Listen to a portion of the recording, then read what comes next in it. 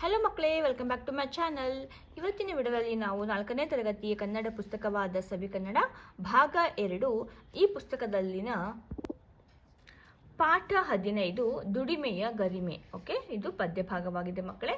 ಈ ಪದ್ಯದಲ್ಲಿ ನಾವು ಎಲ್ಲ ಪ್ರಶ್ನೋತ್ತರಗಳು ಹಾಗೂ ಭಾಷಾಭ್ಯಾಸದ ನೋಟ್ಸ್ ಇವತ್ತು ನಾವು ನೋಡೋಣ ಮಕ್ಕಳೇ. ಮೊದಲಿಗೆ ಅಭ್ಯಾಸವನ್ನು ನಾವು ನೋಡೋಣ. ಅದರಲ್ಲಿ ಮುಖ್ಯ ಪ್ರಶ್ನೆ ಒಂದು ವಾಕ್ಯದಲ್ಲಿ ಉತ್ತರ ಬರೆಯಿರಿ ಅಂತ ಇದೆ. ಪ್ರಶ್ನೆ 1, ಕಬ್ಬಿಣದಿಂದ ತಯಾರಿಸುವ ಸಲಕರಣೆಗಳು ಯಾವುವು ಅಂತ ಇದೆ. ಕಬ್ಬಿಣದಿಂದ ಹಾರೆ, ಗುದ್ದಲಿ, ಕುಡುಗೋಲು ಇತ್ಯಾದಿ ಸಲಕರಣೆಗಳನ್ನು ತಯಾರಿಸುತ್ತಾರೆ. ಓಕೆ, ನೋಡಿ ಇಲ್ಲಿ ಕಬ್ಬಿಣದಿಂದ ಹಾರೆ, ಗುದ್ದಲಿ, ಕುಡುಗೋಲು ಇತ್ಯಾದಿ ಸಲಕರಣೆಗಳನ್ನು ತಯಾರಿಸುತ್ತಾರೆ.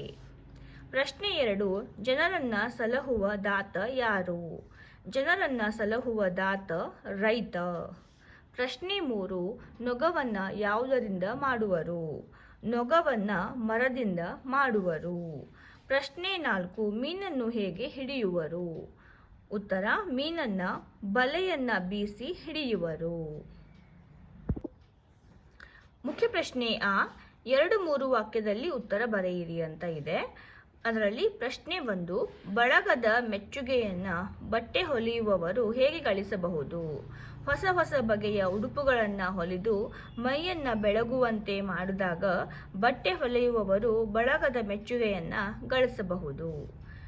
ಪ್ರಶ್ನೆ 2, ನೇಗಿಲನ್ನ ಹೇಗೆ ಮಾಡುವರು? ಕಾಡನ್ನ ಅಲೆದು ಒಣಮರ ಹುಡುಕಿ ತಂದು ಅದನ್ನ ನೇಗಿಲ ಅಳತೆಗೆ ಕೊಯ್ದು ಕೆತ್ತನೆಯೊಂದಿಗೆ ಉತ್ತಮ ನೇಗಿಲನ್ನ ಮಾಡುವರು.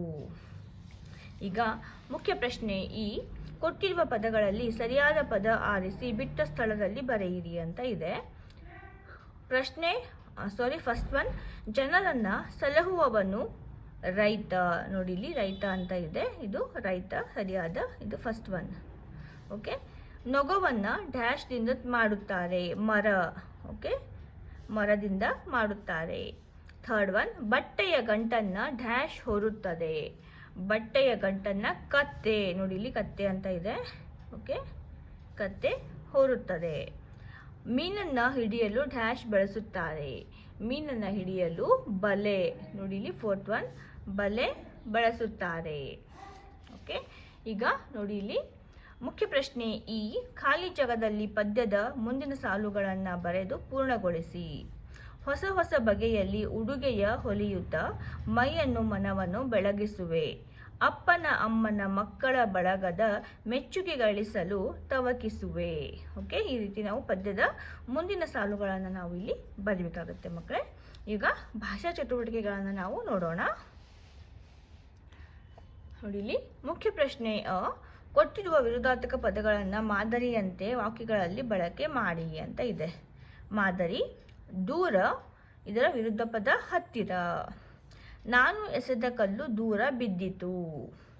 ನಮ್ಮ ಮನೆ ಶಾಲೆಯ ಹತ್ತಿರವಿದೆ. ನೋಡಿ ಇಲ್ಲಿ ಒಂದು ವಿರುದ್ಧಾರ್ಥಕ ಪದ ಫಸ್ಟಿಗೆ ನಾವು ಕೊಟ್ಟಿದ್ದಾರಲ್ಲ, ಫಸ್ಟಿಗೆ ನಾವು ಈ ವರ್ಡನ್ನು ಯೂಸ್ ಮಾಡಿಬಿಟ್ಟು ಒಂದು ವಾಕ್ಯವನ್ನು ರಚನೆ ಮಾಡಬೇಕು. ನೆಕ್ಸ್ಟ್ ನಾವು ಈ ವರ್ಡನ್ನು ಯೂಸ್ ಮಾಡಿ ಇಲ್ಲಿ ನಾವು ಒಂದು ವಾಕ್ಯವನ್ನು ರಚನೆ ಮಾಡಬೇಕು ಮಕ್ಕಳೇ. ನೋಡಿ ಇಲ್ಲಿ ರಾತ್ರಿ, ಇದರ ವಿರುದ್ಧಾರ್ಥಕ ಪದ ಹಗಲು. ರಾತ್ರಿಯಲ್ಲಿ ನಕ್ಷತ್ರಗಳು ಮಿನುಗುತ್ತವೆ. ಓಕೆ, ರಾತ್ರಿ ಇದೆಲ್ಲ ನೋಡಿ, ರಾತ್ರಿಯಲ್ಲಿ ನಕ್ಷತ್ರಗಳು ಮಿನುಗುತ್ತವೆ ಅಂತ ಇದೆ. ಈಗ ಹಗಲನ್ನು ಯೂಸ್ ಮಾಡಬೇಕು. ಹಗಲಿನಲ್ಲಿ ಸೂರ್ಯ ಮಿಂಚುತ್ತಾನೆ. ಹಗಲಿನಲ್ಲಿ ಸೂರ್ಯ ಮಿಂಚುತ್ತಾನೆ. ಓಕೆ, ಹಿಗ್ಗು, ಕುಗ್ಗು. ಓಕೆ, ನಾನು ಆಟವಾಡುವಾಗ ಹಿಗ್ಗುವೆನು. ಇದು ಹಿಗ್ಗು ಆಯಿತು. ಈಗ ಕುಗ್ಗು. ಜಾತ್ರೆಯಲ್ಲಿ ಜನಸಾಗರ ನೋಡಿ ಕುಗ್ಗಿದೆವು. ಓಕೆ, ಕುಗ್ಗು. ಇದು ಹಿಗ್ಗುವುದು, ಇದು ಕುಗ್ಗು ಶಬ್ದದ ವಾಕ್ಯ. ಓಕೆ ಮಕ್ಕಳೇ, ಈಗ ಥರ್ಡ್ ಒನ್, ಸುಳ್ಳು ನಿಜ. ನಾವು ಸುಳ್ಳು ಹೇಳಬಾರದು. ಓಕೆ, ನಾವು ಯಾವಾಗಲೂ ನಿಜವನ್ನು ನುಡಿಯಬೇಕು. ಓಕೆ, ನೋಡಿ ಇಲ್ಲಿ ಸುಳ್ಳು, ಇದು ನಿಜ. ಓಕೆ, ನಾವು ಸುಳ್ಳು ಹೇಳಬಾರದು, ನಾವು ಯಾವಾಗಲೂ ನಿಜವನ್ನು ನುಡಿಯಬೇಕು. ಚಿಕ್ಕ, ದೊಡ್ಡ. ಅಳಿಲು ತುಂಬ ಚಿಕ್ಕ ಪ್ರಾಣಿ. ಓಕೆ, ಈಗ ದೊಡ್ಡ. ಆನೆಯ ಗಾತ್ರ ತುಂಬ ದೊಡ್ಡದು. ಓಕೆ, ಈ ರೀತಿ ನಾವು ಎರಡು ಶಬ್ದವನ್ನು ಯೂಸ್ ಮಾಡಿ ಇದರ ವಾಕ್ಯವನ್ನು ರಚನೆ ಮಾಡಬೇಕು ಮಕ್ಕಳೇ. ಈಗ ಮುಖ್ಯ ಪ್ರಶ್ನೆ ಪ್ರಾಸ ಪದಗಳನ್ನು ಪದ್ಯದಿಂದ ಆರಿಸಿ ಮಾದರಿಯಂತೆ ಬರೆಯಿರಿ ಅಂತೆ. ಪ್ರಾಸ ಪದಗಳು ಅಂದರೆ ರೈಮಿಂಗ್ ವರ್ಡ್ಸ್ ಮಕ್ಕಳೇ. ಓಕೆ, ರೈಮಿಂಗ್ ವರ್ಡ್ಸ್ನ ನಾವು ಪದ್ಯದಲ್ಲಿ ಬಂದಂತಹ ರೈಮಿಂಗ್ ವರ್ಡ್ಸ್ನ ಬರೆಯೋಕ್ಕೆ ಇಲ್ಲಿ ಹೇಳಿದ್ದಾರೆ ಮಕ್ಕಳೇ. ಮಾದರಿ: ರೈತನಿಗೆ ದಾತನಿಗೆ, ಕೊಯ್ಯುವೆನು ನೀಡುವೆನು, ಹಿಡಿಯುವೆನು ಎಣಿಸುವೆನು, ಬೆಳಗಿಸುವೆ ತವಕಿಸುವೆ. ಓಕೆ, ಈಗ ಮುಖ್ಯ ಪ್ರಶ್ನೆ ಈ ಕೊಟ್ಟಿರುವ ವಾಕ್ಯದಲ್ಲಿ ಕೆಲಸವನ್ನು ಸೂಚಿಸುವ ಪದವನ್ನು ಗುರುತಿಸಿ ಬರೆಯಿರಿ ಅಂತ ಇದೆ. ಈ ವಾಕ್ಯದಲ್ಲಿ ನಾವು ಆ್ಯಕ್ಷನ್ ವರ್ಡ್ಸ್ನ ನಾವು ಯಾವುದು ಅಂತ ನೋಡಿ ಬರಬೇಕು. ನೇಗಿಲ ಅಳತೆಗೆ ಕೊಯ್ಯುವೆನು, ಇದು ಕೊಯ್ಯುವೆನು, ಇದು ಆ್ಯಕ್ಷನ್ ವರ್ಡ್. ಓಕೆ, ಕತ್ತೆಯ ಬೆನ್ನಲ್ಲಿ ಇರಿಸುವೆನು, ಸಂಜೆಗೆ ಹಣವನ್ನು ಎಣಿಸುವೆನು, ಎಣಿಸುವುದು ಇದು ಒಂದು ಕಾರ್ಯ. ಓಕೆ, ಕೆಲಸ. ಈ ರೀತಿ ನಾವು ಆ್ಯಕ್ಷನ್ ವರ್ಡ್ಸನ್ನು ಇಲ್ಲಿ ಹುಡುಕಿ ಇಲ್ಲಿ ಬರಿಬೇಕು ಮಕ್ಕಳೇ. ಈಗ ಬಳಕೆ ಚಟುವಟಿಕೆ, ಅದರಲ್ಲಿ ಫಸ್ಟ್ ಒನ್, ನಿಮ್ಮ ಊರಿನಲ್ಲಿರುವ ಕಸುಬುದಾರರನ್ನು ಪಟ್ಟಿ ಮಾಡಿ ಅವರು ಯಾವ ಕೆಲಸವನ್ನು ಮಾಡುತ್ತಾರೆ ಎಂಬುದನ್ನು ಕೊಟ್ಟಿರುವ ಜಾಗದಲ್ಲಿ ಬರೆಯಿರಿ. ಓಕೆ, ಇಲ್ಲಿ ಕಸುಬುದಾರರು, ಓಕೆ, ಅವರು ಮಾಡುವ ಕೆಲಸ. ಓಕೆ, ರೈತ ಏನು ಮಾಡ್ತಾನೆ? ವ್ಯವಸಾಯವನ್ನು ಮಾಡುವರು. ವೈದ್ಯ ಚಿಕಿತ್ಸೆ ನೀಡುವರು. ದರ್ಜಿ ಅಂದರೆ ಟೈಲರ್, ಏನು ಮಾಡ್ತಾರೆ? ದರ್ಜಿ ಬಟ್ಟೆಯನ್ನು ಹೊಲಿಯುವರು. ಕಂಬಾರ ಏನು ಮಾಡ್ತಾರೆ? ಮಡಿಕೆಯನ್ನು ತಯಾರಿಸುವರು. ಈಗ ಸೆಕೆಂಡ್ ಒನ್, ಊರಿನಲ್ಲಿ ವಿವಿಧ ಕಸುಬುಗಳನ್ನು ಮಾಡುವವರು ಇರಬೇಕು, ಏಕೆ?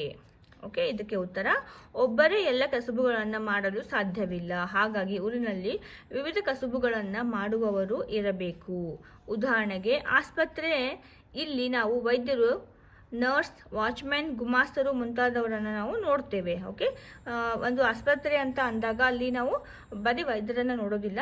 ವೈದ್ಯರು ಏನು ಮಾಡ್ತಾರೆ? ನಮಗೆ ಚಿಕಿತ್ಸೆಯನ್ನು ಕೊಡ್ತಾರೆ, ನಮಗೆ ಚೆಕಪ್ ಮಾಡ್ತಾರೆ. ನರ್ಸ್ ಏನು ಮಾಡ್ತಾರೆ? ನಮಗೆ ಇಂಜೆಕ್ಷನ್ಸ್ ಕೊಡೋದಿದ್ರೆ ಅಥವಾ ನಮಗೆ ಟ್ಯಾಬ್ಲೆಟ್ಸ್ ಯಾವ ರೀತಿ ತೊಗೊಳ್ಬೇಕು ಅಂತ ಅನ್ನೋದಿದ್ರೆ ಅವರು ನಮಗೆ ಇನ್ಸ್ಟ್ರಕ್ಟ್ ಮಾಡ್ತಾರೆ, ನಮಗೆ ಹೇಳ್ಕೊಡ್ತಾರೆ, ತಿಳಿಸ್ಕೊಡ್ತಾರೆ.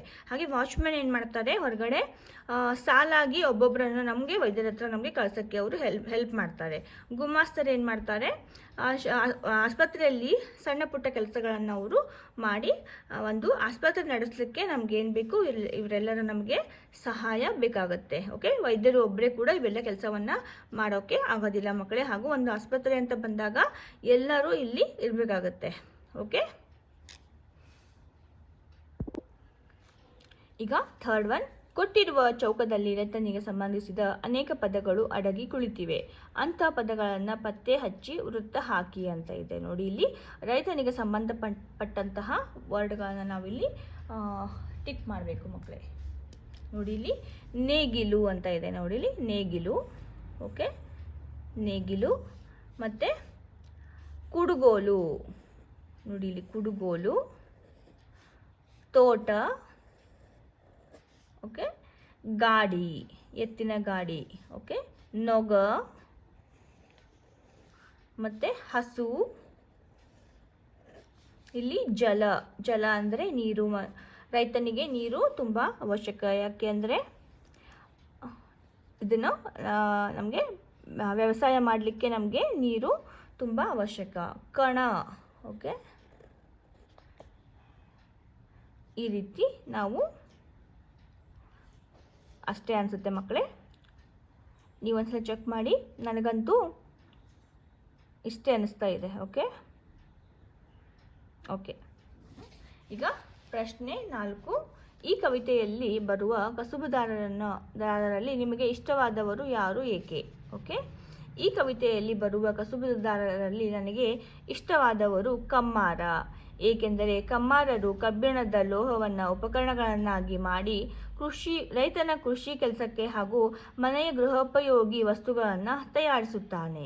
ಅದಕ್ಕೆ ನಮಗೆ ಕಮ್ಮಾರ ತುಂಬ ಇಷ್ಟ ಅಂತ ನಾನು ಇಲ್ಲಿ ಬರೆದಿದ್ದೀನಿ. ನಿಮಗೆ ಯಾವ ಕಸುಬು ಇಷ್ಟ ಮತ್ತು ಯಾಕೆ ಇಷ್ಟ ಅಂತ ನಿಮಗೆ ಬೇರೆ ಯಾರಾದರೂ ನಿಮಗೆ ಕಸುಬುದಾರರು ಇಷ್ಟ ಆಗಿದ್ದರೆ ನೀವು ಬರಿಬಹುದು ಮಕ್ಕಳೇ. ಓಕೆ ಮಕ್ಕಳೇ, ಹಾಗಾದರೆ ಮಕ್ಕಳೇ ದುಡಿಮೆಯ ಗರಿಮೆ. ಓಕೆ, ಈ ಪದ್ಯದ ಎಲ್ಲ ಪ್ರಶ್ನೋತ್ತರಗಳು ಹಾಗೂ ವ್ಯಾಕರಣ ಭಾಗ, ಭಾಷಾಭ್ಯಾಸಗಳು ಎಲ್ಲ ಮುಕ್ತಾಯವಾಗಿದೆ ಮಕ್ಕಳೇ. ಐ ಹೋಪ್ ನಿಮಗೆ ಈ ವಿಡಿಯೋ ಇಷ್ಟ ಆಗಿದೆ ಅಂತ ನಾನು ಭಾವಿಸ್ತೀನಿ. ಇಷ್ಟ ಆಗಿದ್ದರೆ ಒಂದು ಲೈಕನ್ನು ಮಾಡಿ ಹಾಗೂ ನಿಮ್ಮ ಫ್ಯಾಮಿಲಿ ಹಾಗೂ ಫ್ರೆಂಡ್ಸೊಂದಿಗೆ ಇದನ್ನು ಶೇರ್ ಮಾಡಿ ಮಕ್ಕಳೇ. ಇದೇ ರೀತಿಯ ಕನ್ನಡ ನೋಟ್ಸ್ಗಳಿಗಾಗಿ ನಮ್ಮ ಚಾನಲನ್ನು ಸಬ್ಸ್ಕ್ರೈಬ್ ಮಾಡ್ಕೊಳ್ಳೋದನ್ನು ಮರಿಬೇಡಿ. ಮತ್ತೆ ಸಿಗೋಣ ಇನ್ನೊಂದು ವಿಡಿಯೋದಲ್ಲಿ.